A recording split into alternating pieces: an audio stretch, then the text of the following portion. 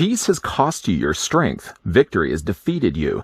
Here's your look at the brand new McFarlane Toys DC Multiverse, The Dark Knight Trilogy Build-A-Figure Bane.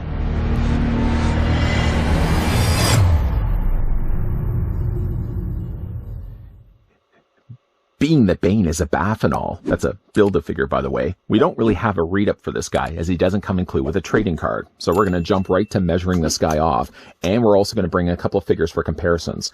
While I'm measuring this guy, I'd like to thank once again the folks over at McFarlane Toys that have, over the course of 4 videos, provided all the samples of the Dark Knight Trilogy figures we could have a look at, and thus also building Bane that we're about to have a look in this review. Bane is imposing at about 7.5 inches in height, or the figure is going to be 18.5 centimeters tall. And speaking of those other figures, let's bring those in right now. While I did think that Bane was a big figure, he's actually not that much bigger than Batman. Though if you were to watch him in the movie, he's actually about the same size, if not maybe just a tad bit shorter than Batman. They did also want to exaggerate, I think, the proportions on this guy to warrant the fact that he was a Build-A-Figure. A couple other figures we can also bring in no particular order. Here's what he looks like with Scarecrow. Here's what he looks like with the Joker. And here's what he also looks like with Two-Face, completing the rest of the figures from this wave. All of the accessories for Bane are all the ones that came included with the Heath Ledger Joker. And by accessories, I only really mean that the figure comes with some swapped out hands. Those hands were, he comes with a pair of closed fists. The figure also comes included with, again, like you could describe these probably best as sort of monologue or gestured hands. These certainly look more like pointing hands than anything else. One is a gloved variety. Of course, that's going to go then on this side of the figure's body. One is non-gloved. That's obviously going to go on the other side of the figure's body. And then the figure also comes included with these mauling hands. Now, these were also the hands that I used at the beginning of the video. And I've got these sort of as the hands that I would probably best use if you wanted to have him holding sort of the straps that he has on the sides of his vest. He does do that a lot throughout the course of the movie. Of course, he does have a couple of different looks in the movie. He's shirtless in the movie in one scene. He does also have a long sleeve black shirt. And of course, he also does have the jacket. The only version that we actually get in this release this time around is actually the one that has the vest. And if you wanted to have him, this is probably the way I'm going to have him displayed on my shelf, sort of have him holding the straps. These seem to be the best hands for doing that. The straps are simply just molded to the rest of the vest that he wears. So you couldn't even really lift these out anyways and have him actually holding them with his hands, but you can kind of give the close enough proximity to that. It actually looks like he's almost holding on to them. You know, again, also, speaking of the vest as well, this is a softer plastic, but it doesn't look like something you'd be able to remove from the figure's body. If you were to somehow cut and remove this, I think you'd be pretty disappointed. You wouldn't see, I think, a fully developed body underneath, because it seems like all the vest of Bane is very soft plastic right here, and I think you probably would have just a big cavity right here. I'm sure they're probably going to be releasing other versions of this Bane. I would love to get a shirtless version of Bane, maybe a 2-pack along with a broken Batman, and maybe also the one I would really like to see is a jacket version of Bane. I'm sure that's something we probably could get as a gold label release down the road. Bane, to be put together, does have, again, the head as a separate piece. The arms were separate pieces that we had to snap together. And then I think the first thing we ended up getting was the legs that came included with the Christian Bale Batman. All come together pretty good. The legs were something, in fact, I had to heat up in hot water, and I really had to put them to make sure that they were attached properly to the pegs where the undersides of his waist. Finally, everything seemed to be snapped in place. The arms were the easiest. I think I also had to heat the head to eventually get that into place. But everything came together to a nice overall looking Bane. The only thing I would say, though, about the Bane, I feel is his proportions may be a little tad bit off. Especially his waist, or not his waist, his torso seems really long. I think maybe what could be throwing me all off on this is like his vest would probably only go to about here, and then this would like be his waist down. I think his legs are okay. I think his arms are okay. But I think maybe it's his torso that's maybe throwing off the proportions of the figure. Not to mention as well, I feel like his head might be a tad bit small. I mean, if you look at this and then you look at the way that he's proportioned to the rest of the top of his torso, I feel like his head should be a little bit bigger than what we're actually getting right here.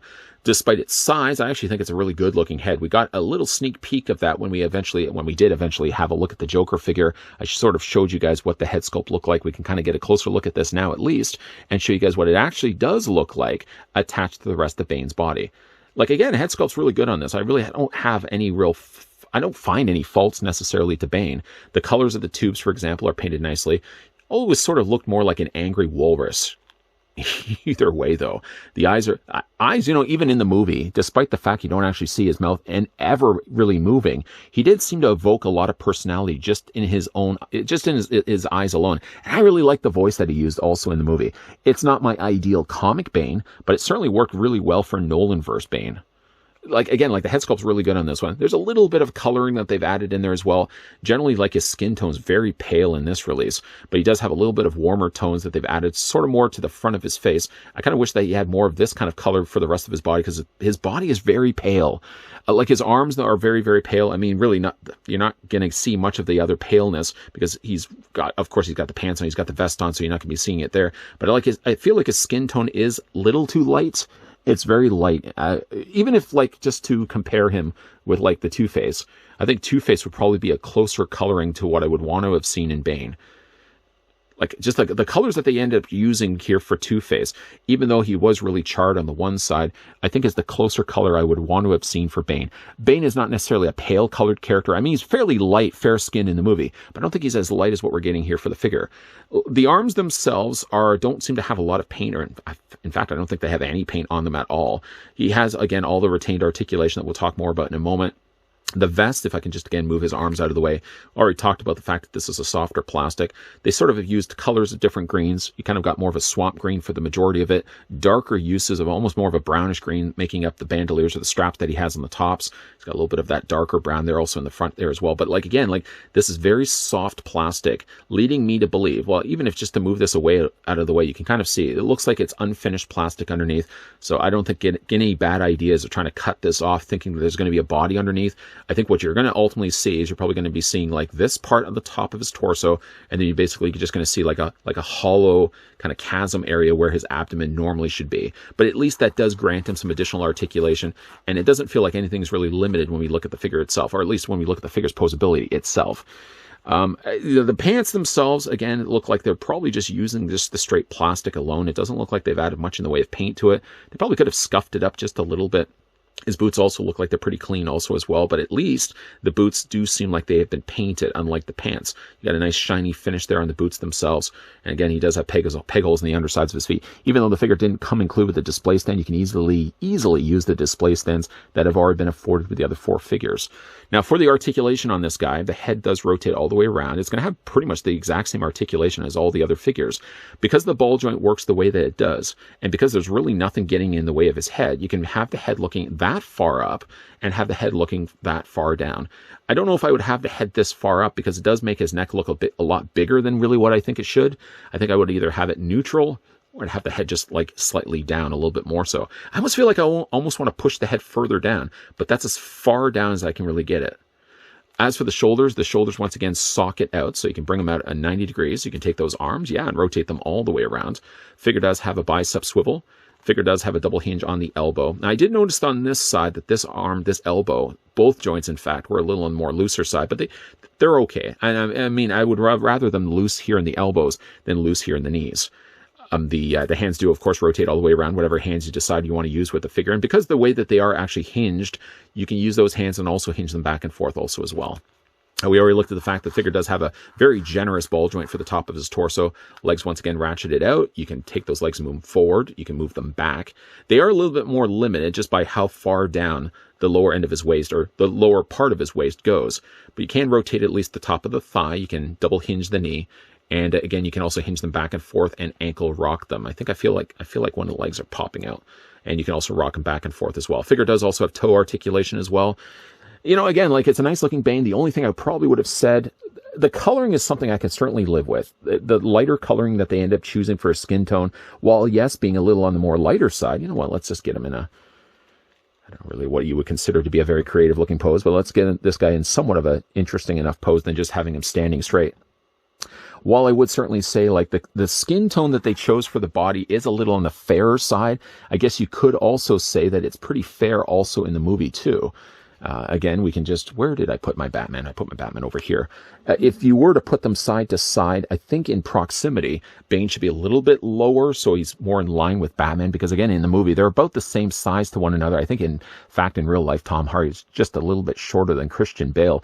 So I think they obviously exaggerated the proportions for Bane just a little bit more to not only make him bigger of a monster, but also to justify the fact that this guy's a Build-A-Figure. The head, I think, as a default to that, I think ends up being a little bit small for the rest of his body being so long here, and he has such long legs. I think it also ends up making his head a little bit shorter than really what it should be. Much was the case with the Scarecrow and the Joker that we looked at earlier. I feel there's an opportunity in McFarlane's team's part to not make use of this mold for a future release down the road.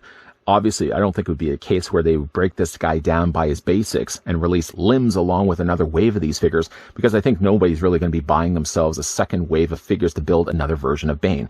But I do think that this guy probably could find an opportunity down the road with a gold label release where they could release this guy either shirtless, or they could also release him with the jacket. I think between the two, I think people would be more leaning to the idea of displaying Bane with a jacket, not necessarily shirtless. Although I think there's an opportunity that they could pack this guy again in a 2-pack along with a broken Bale Batman. That's an opportunity there as well. Yeah, I definitely think that there's some mileage that can be made out of this particular mold. The mold does look good. The head, while I did say in the review, does come across a little on the more smaller side. I think a lot of it has to also do with the way that you angle the figure. If you had the head tilted, kind of like what I've got going right now, it sort of does disrupt a little bit of the length that he has in his neck, and it doesn't also make his head look as small as it does if you just have his head standing straight up. Now, again, I obviously understand that. I think with a case like this, too, they also wanted to make Bane bigger, because obviously they could have just made this guy the same size as Batman, but for this guy to be a Build-A-Figure and for this guy to be the big baddie in The Dark Knight Rises, I think they obviously wanted to make this guy bigger than all the rest of the figures, and they succeed in that, but it does result in the figure, because of that, making his head look a little bit smaller. The head almost seems like it fits to the same size as the other figures we've looked at, but it's on a much bigger body, and I maybe feel like that may be where some of the disconnect might be. But what do you guys think of the Bane? Let me know down below in the comments section. Is this a great looking Bane? And what would you like to see maybe this guy get released future down the road? Would you guys like to see a shirtless version of this guy? Would you like to see this guy with the black shirt that he wears when he gets into the stock exchange and he's got the motorcycle helmet? Or would you guys like to see this guy as a jacketed version of Bane? Let me know down below in the comment section. I feel like most people probably would want to say, I want to get the jacketed version of Bane. And I certainly would agree. To get this mold again, re-released with the jacket, yes please. Once again, a big thank you to the folks over at McFarlane Toys that have, over the course of 4 reviews, and now counting the 5th one with the Bane, provided the sample to the new Dark Knight Trilogy Batman figures that we could have a look at in this video. Not only in this video, but again, all the other 4 videos. If you guys certainly, speaking of videos, enjoyed the one that you guys just finished watching here with Bane, why not throw it a like? If you guys are loving the content you guys are seeing and certainly on board to see more, then make sure you hit the subscribe button down below and turn on the bell notification. I do have some sad news, though, to report. While we have wrapped up things right now for the Dark Knight Trilogy, there will be, though, more DC Multiverse reviews coming your way. Yay! So make sure you're keeping your peepers peeled to this channel on a regular basis. As always, guys, thanks for watching. See you guys next time.